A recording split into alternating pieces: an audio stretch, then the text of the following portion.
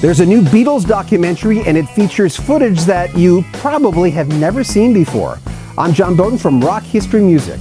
Randy Lewis of the LA Times talked to Howard, as well as the surviving Beatles, Paul McCartney and Ringo Starr. The Oscar-winning director says he has clear memories as a 9-year-old seeing the Beatles on The Ed Sullivan Show in 1964. He took up the project as a fan, but also wanted to make sure that generations after the band left would also know about them. Howard says, "I'm thinking about millennials. I suppose people who have grown up with the music and think they know something about the story, the intensity of the journey, the impact they had." The 95-minute film documents the first half of the Beatles story, when they were out there on the road.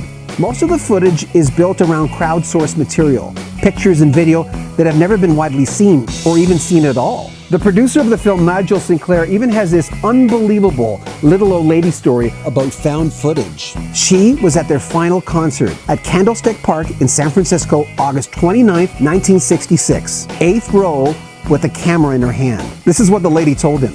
"Naturally, I filmed all the last song and all the end of the show. I've got it in the can. It's under my bed, but I'm not sure if it still works." And then she adds, "Would you like me to send it to you?" Sinclair said, "Then we realized she had something that she could probably sell. So we actually explained to her that we would pay her for it. So of course they sent someone to San Francisco because they didn't want to lose it. It ended up being the holy grail of this documentary." The film comes out on the 15th of this month, and it also documents how the Beatles were totally against racism. The band had a rider in their contract where they refused to perform in segregated venues. McCartney says, "One of the great things for me was all the civil rights things that we'd always naturally had an empathy with, just because we had loads of black friends. And all our musical heroes, many of them were black." To see in the film that we actually put it in a contract, we didn't remember that. So I was very impressed. It was very cool. The film includes new interviews with Paul and Ringo and archival interviews with John Lennon and George Harrison. Lennon's widow, Yoko Ono, and Harrison's widow, Olivia Harrison, also provided a lot of material.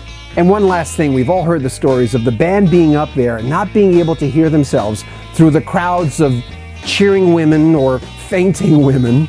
McCartney says they really couldn't do their best job in concert under those conditions. But he did point out that they proved they still had it in 1969 with that famous rooftop concert. Make sure you subscribe to our channel and comment on our videos. We'll also check out your videos. I'm John Beaudin. This is Rock History Music.